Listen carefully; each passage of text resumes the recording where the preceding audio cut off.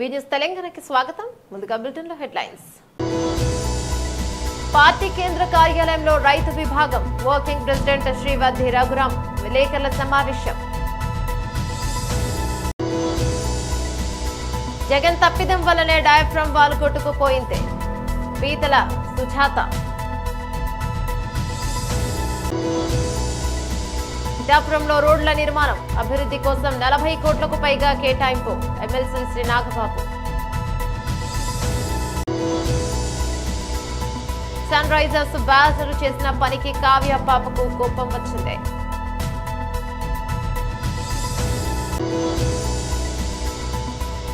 విమానాల నిండా ఐఫోన్లను అమెరికాకు పంపిన యాపిల్ కారణం ఏంటంటే డీటెయిల్స్ చూస్తే పార్టీ కేంద్ర కార్యాలయంలో రైతు విభాగం వర్కింగ్ ప్రెసిడెంట్ శ్రీవద్ది రఘురాం విలేకరుల సమావేశం నిర్వహించారు.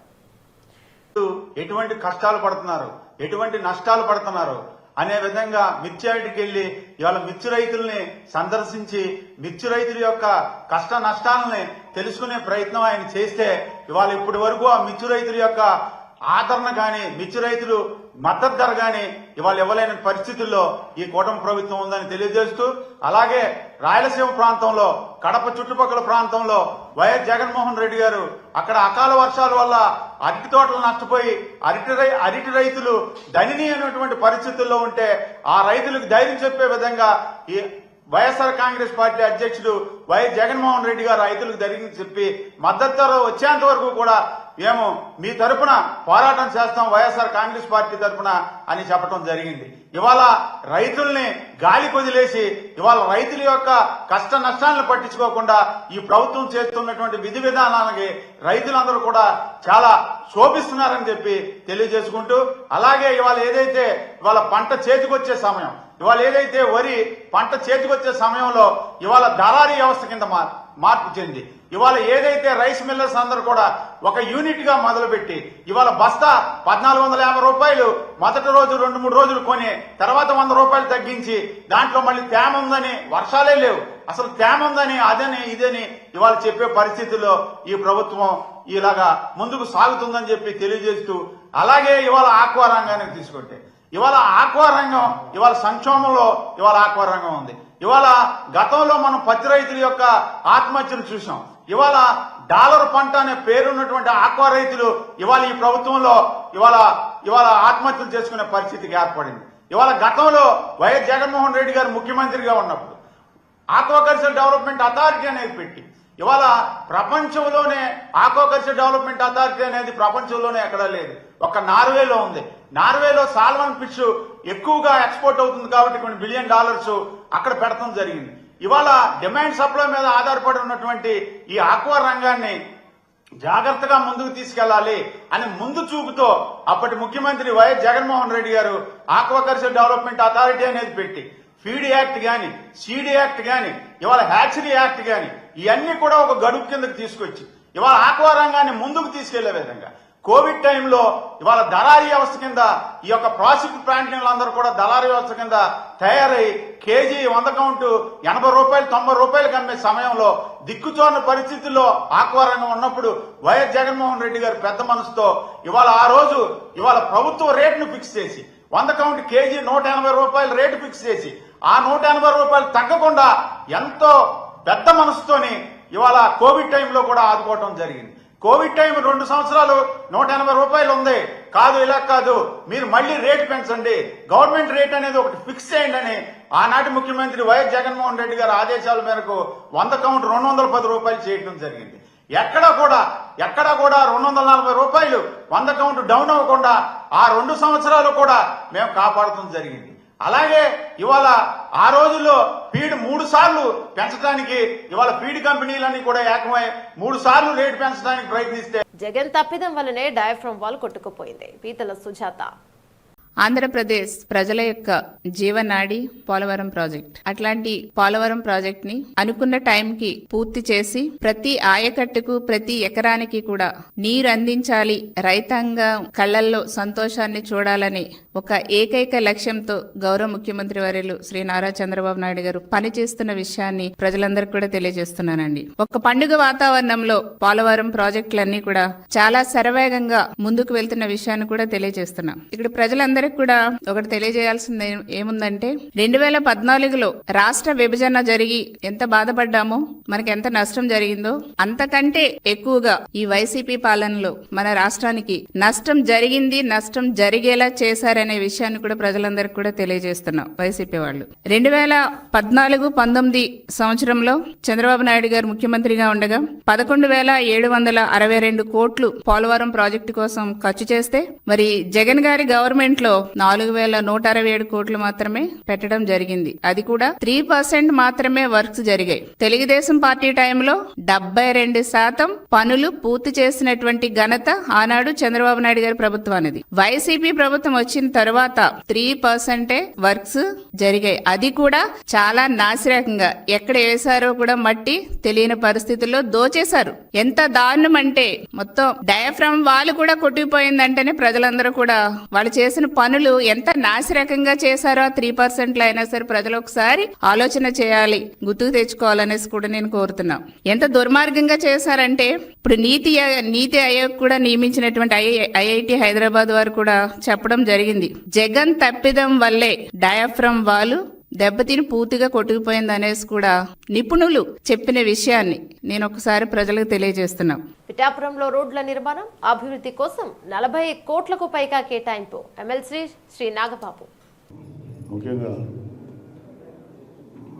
ఇంతమంది ప్రేమించి ఆయన్ని గెలిపించినటువంటి పిఠాపురం ప్రజలకి ఆయన చేద్దాం అనుకున్నటువంటి కొన్ని అభివృద్ధి కార్యక్రమాలు మీతోటి షేర్ చేసుకుంటున్నాం. సో మన గౌరవనీయులైనటువంటి ఉప ముఖ్యమంత్రి పవన్ కళ్యాణ్ గారి నేతృత్వంలో జరిగినటువంటి కొన్ని అభివృద్ధి పనులు మీతో షేర్ చేయబోతున్నాను. పిఠాపురంలో రోడ్ల నిర్మాణం అభివృద్ధి కోసం దాదాపు 40 కోట్లు కేటాయించడం జరిగింది. అందులో సీసీ రోడ్ల కోసం 22 కోట్లు, బీటీ రోడ్ల కోసం 10.85 కోట్లు కేటాయించగా 16 కోట్ల రూపాయలు ఇప్పటి వరకు ఖర్చు చేసి రోడ్ల నిర్మాణం మరమ్మతులు చేపట్టారు. ఇవి కాకుండా ఆర్ఎండ్బి రోడ్ల మరమ్మతు కోసం 8 కోట్లు కేటాయించడం జరిగింది. ఈరోజు పిఠాపురం నియోజకవర్గంలో మేము ప్రారంభోత్సవం చేసిన కొన్ని రోడ్ల వివరాలు మీకు షేర్ చేస్తున్నాము. 3.70 కోట్ల వ్యయంతో బీటీసీసీ రోడ్లు నిర్మించడం జరిగింది. పిఠాపురం మండలం కుమారపురంలో 15.70 లక్షల వ్యయంతో 3 సీసీ రోడ్లు, విరవ గ్రామంలో 75 లక్షల వ్యయంతో బీటీ రోడ్డు, గోకివాడ గ్రామంలో 20 లక్షల వ్యయంతో సీసీ రోడ్డు, గొల్లప్రోలు మండలం మన్నెపూడి గ్రామంలో దాదాపు 30 లక్షల వ్యయంతో సీసీ రోడ్డు, చిన్నజగ్గంపేట గ్రామంలో 28.95 లక్షల వ్యయంతో సీసీ రోడ్డు, కొత్తపల్లి మండలం అమరవల్లి గ్రామంలో 38 లక్షల వ్యయంతో సీసీ రోడ్డు, కొత్తపల్లి గ్రామంలో 11 లక్షల వ్యయంతో సీసీ రోడ్డు, ఉప్పాడ కాలనీ రోడ్లపై 14 పనులకు గాను 1,52 లక్షల వ్యయంతో మొత్తం 3,70 లక్షల రూపాయల వ్యయంతో రోడ్లు నిర్మించడం జరిగింది. అదేవిధంగా ఇంకా సుమారు ఒక 100 రోడ్లు రెడీగా ఉన్నాయి. మాకు సమయాభావం వల్ల 8 రోడ్ల వరకు మేము ఇవాళ ప్రారంభోత్సవం చేశాం. మిగిలిన రోడ్లన్నీ కూడా మన ఆయా నాయకులు, అలాగే మా ఎమ్మెల్యే గారి ఇన్ఛార్జ్, డిప్యూటీ సీఎం గారి ఇన్ఛార్జ్ మన మర్రెడ్డి శ్రీనివాస్ గారు, ఆయన ఆధ్వర్యంలో మిగతా రోడ్లు ఈ వారంలోనే నెక్స్ట్ వీక్ ఎండింగ్ లోపల అవి కూడా ప్రారంభోత్సవం చేస్తారు.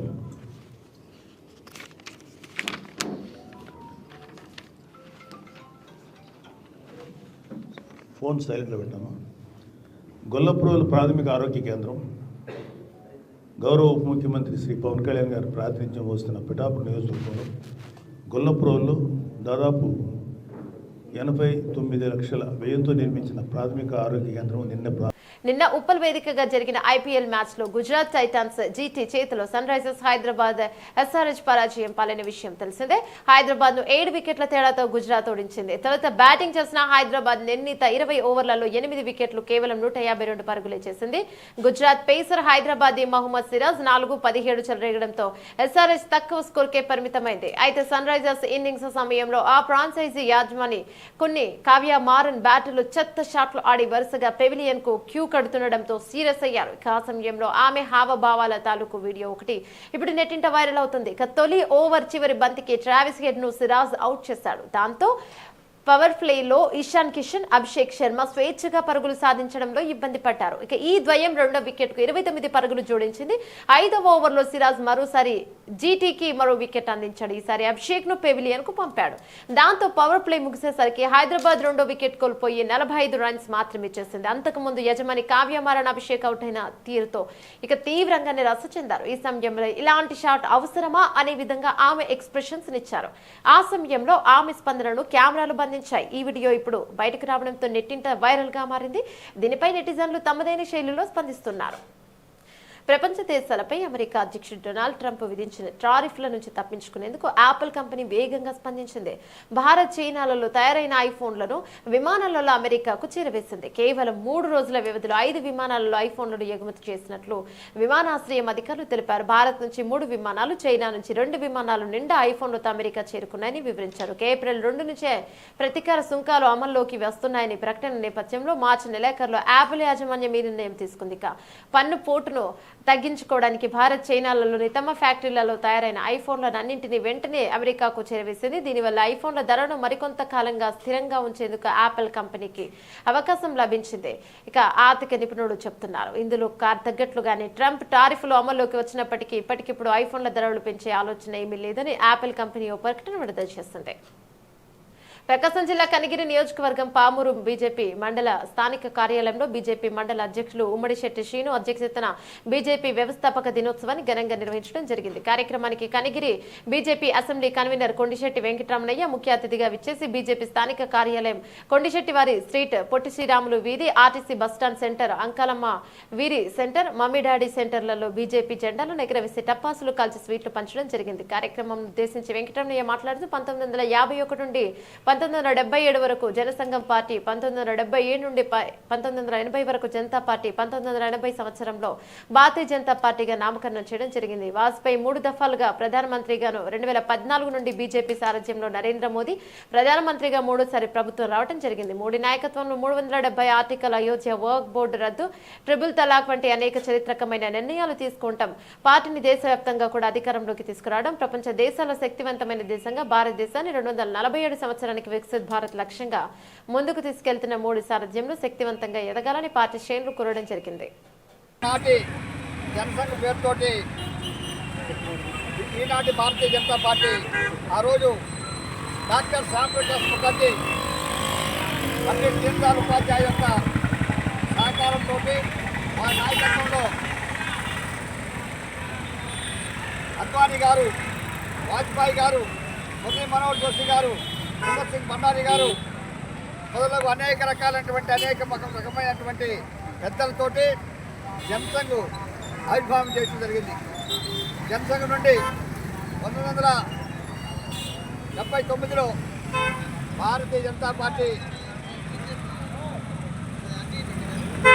నేటి భారతీయ జనతా పార్టీ, ఆ రోజు జనసంఘంగా ఉన్నటువంటి భారతీయ జనతా పార్టీ ఈరోజు భారతీయ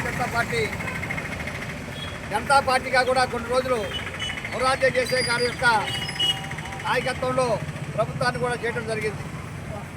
తర్వాత 1980లో భారతీయ జనతా పార్టీ లాల్ కృష్ణ అద్వానీ గారు, అటల్ బిహారీ వాజ్పేయి గారు, మురళీ మనోహర్ జోషి గారు, సుందర్ సింగ్ భండారీ గారు, రాజమాత గారు అనేక యొక్క మహనీయులు తోటి భారతీయ జనతా పార్టీగా 1980వ సంవత్సరంలో భారతీయ జనతా పార్టీ ఆవిర్భవించడం జరిగింది. తర్వాత భారతీయ జనతా పార్టీ ఆవిర్భవించిన తర్వాత భారతీయ జనతా పార్టీ పేరుతోటి మన అటల్ బిహారీ వాజ్పేయి గారు ప్రధానిగా, లాల్ కృష్ణ అద్వానీ గారు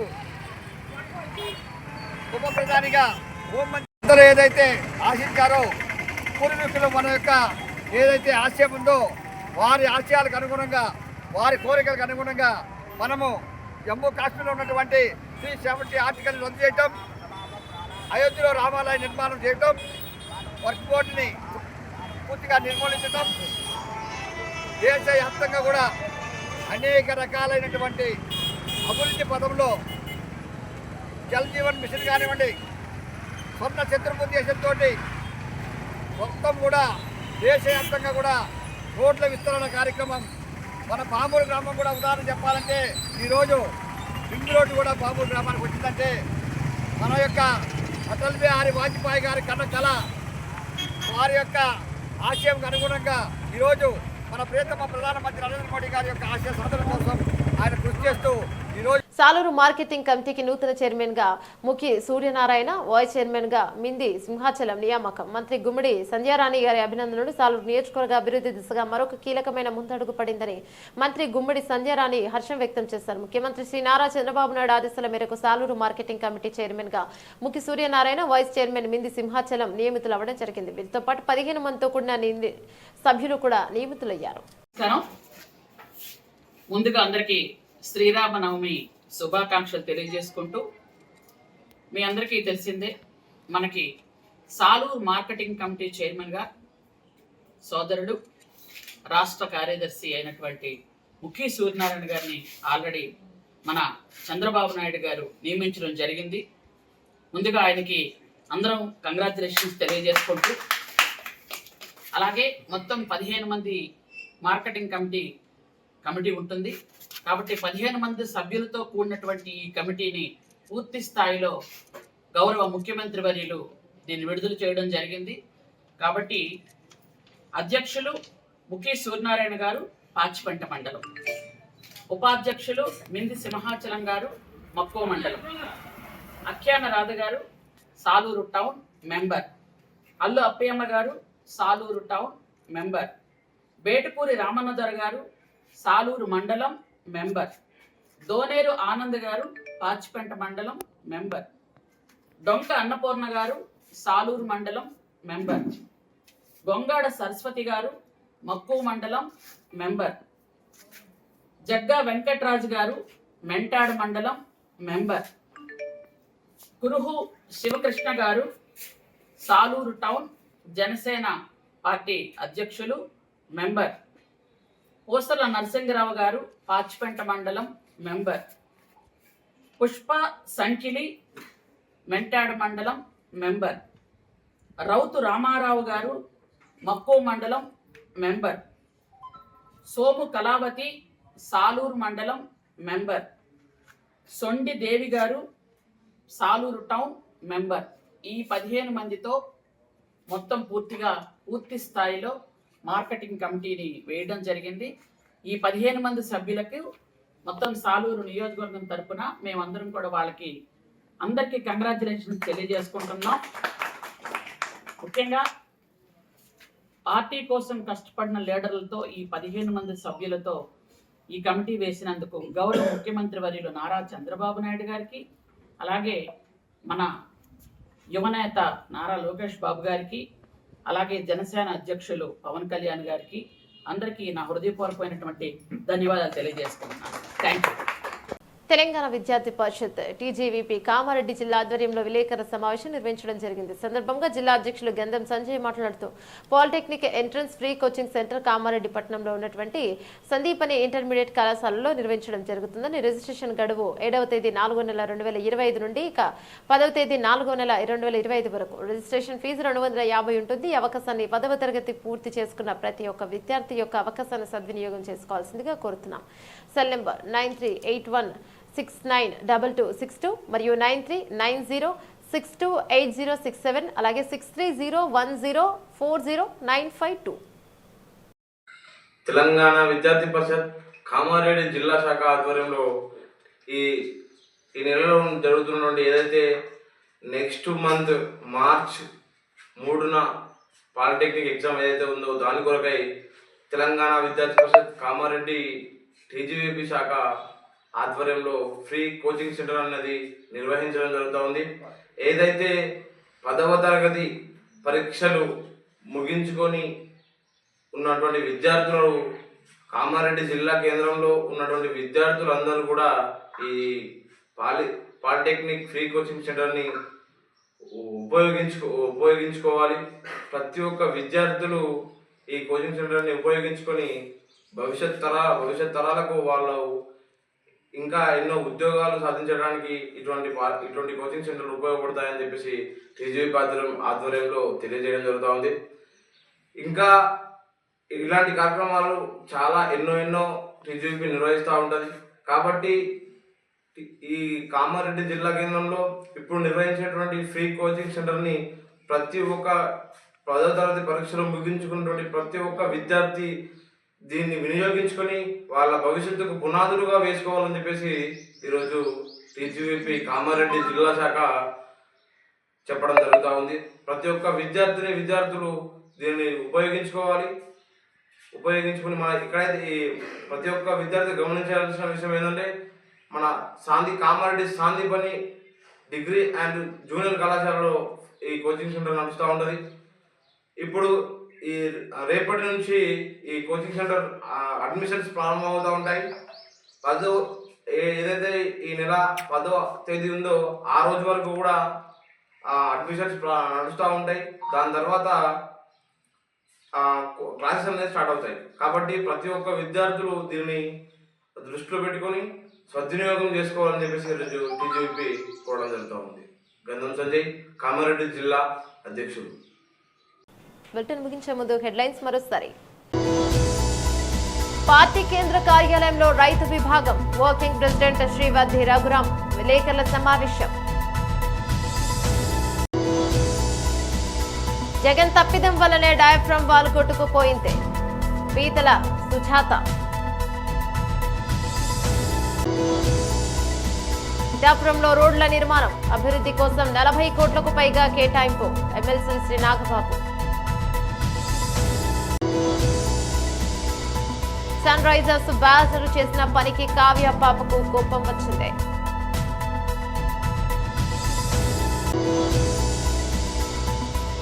విమానాల నిండా ఐఫోన్లను అమెరికాకు పంపిన యాపిల్ కారణం ఏంటంటే